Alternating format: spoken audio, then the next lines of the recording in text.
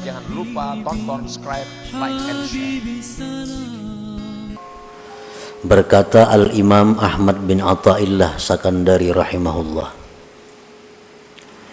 ihalatukal a'mala ala wujudil farag min ru'unatin nafsi, yang artinya menundanya engkau, melambatkannya engkau akan amalan-amalan atas adanya kelapangan,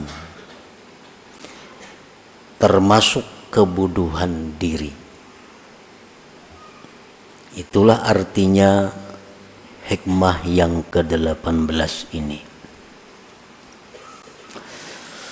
Penjelasannya adalah idza kana al-'abdu mutalabbisan bihalin min ahwalid dunya kat-tijarah wa nahwiha wa kana lahu fiha syughlun yamna'uhu min al-'amal bil a'malis shalihat wal wazaifid diniyah wa ahala dhalika al-'amal ala faraghi min tilkal ashghal wa qala idza tafarragtu 'amiltu dhalik fadhalika min hamaqati nafsi. Apabila adalah seorang hamba berkecimpung dengan keadaan dari keadaan duniawi, apabila seorang hamba bergelut dengan urusan-urusan duniawi seperti perdagangan dan seumpamanya, dan adalah bagi dia seorang hamba tadi pada keadaan tersebut kesibukan yang mencegah dia, yang menghalangi dia daripada beramal dengan amal-amal yang saleh dan tugas-tugas keagamaan,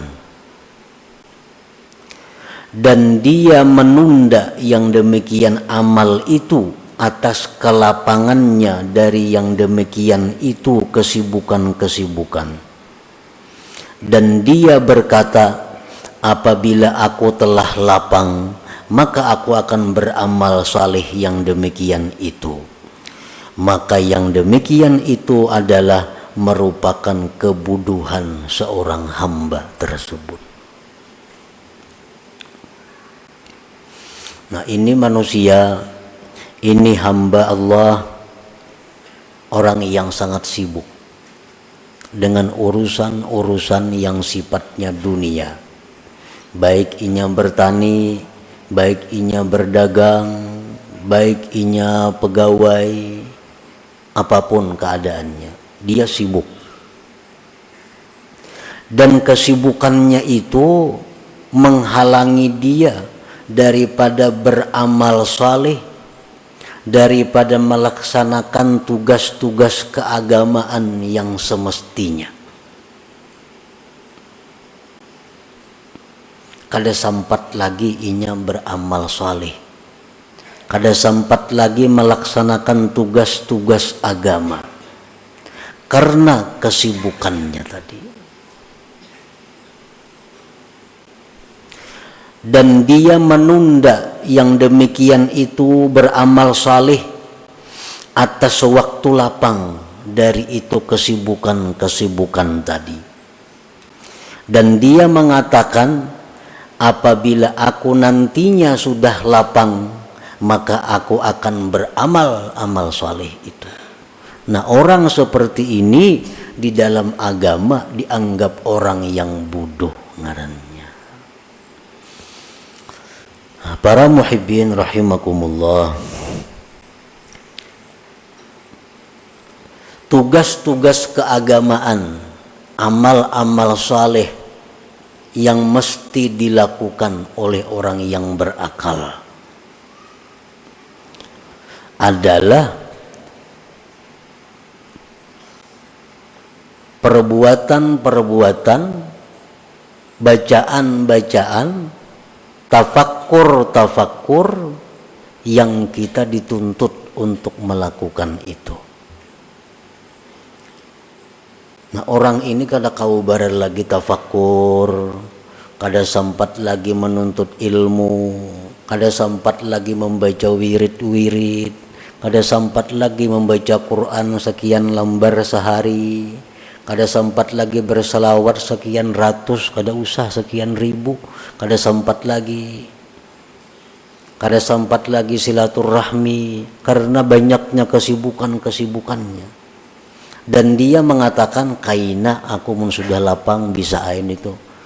Ini lagi sibuk, lagi banyak urusan. Nah, bila mana demikian halnya, kita ini dianggap bodoh. Nah, para muhibbin rahimakumullah. Dalam sehari semalam ada waktu 24 jam.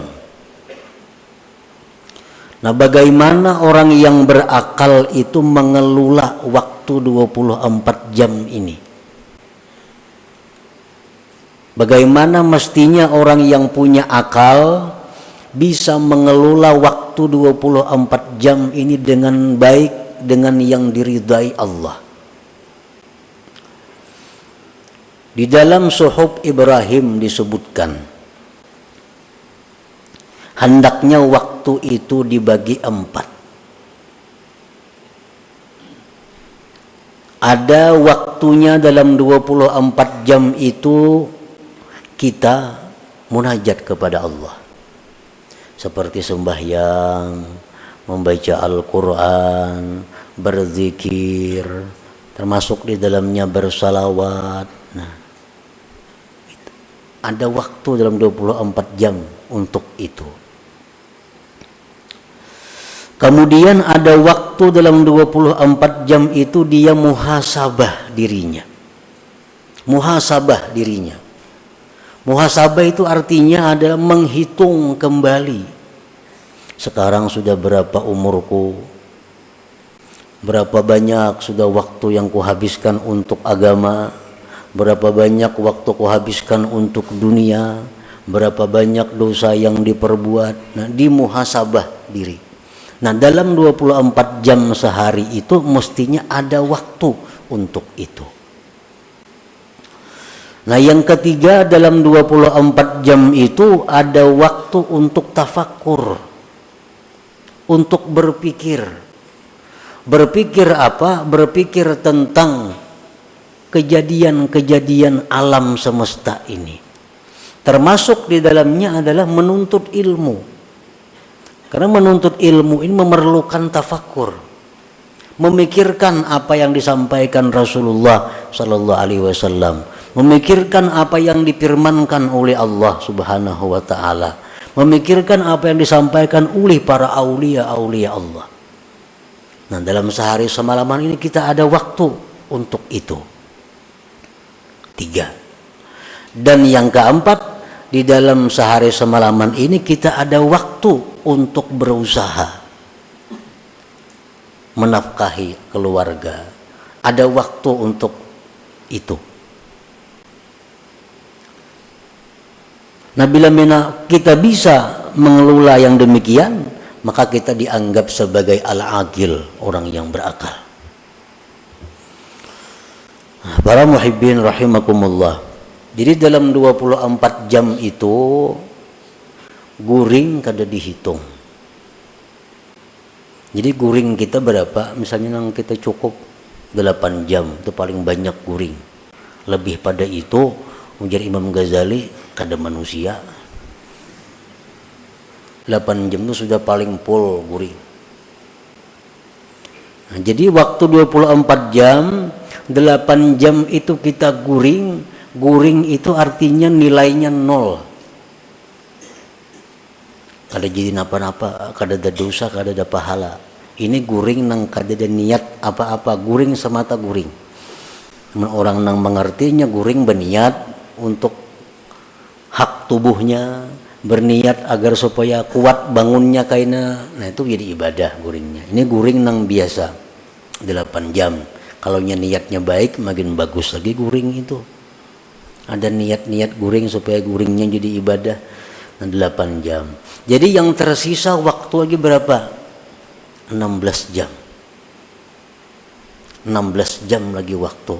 Nah 16 jam inilah yang kita bagi 4. 16 jam inilah yang dibagi 4. Saparapat itu mestinya untuk urusan duniawi. Nah saparapat untuk urusan duniawi. 3/4-nya urusan akhirat. Berapa seperapatnya? 4 jam lah. Nah 4 jam berarti 12 jam lagi. Nah 12 jam itu kita gunakan untuk ibadah, menuntut ilmu. 12 jam itu kita gunakan lagi untuk sembahyang, untuk zikir, untuk membaca Quran, untuk silaturahmi, untuk kebaikan-kebaikan. Nah demikianlah. Jangan lupa tonton, subscribe, like, and share.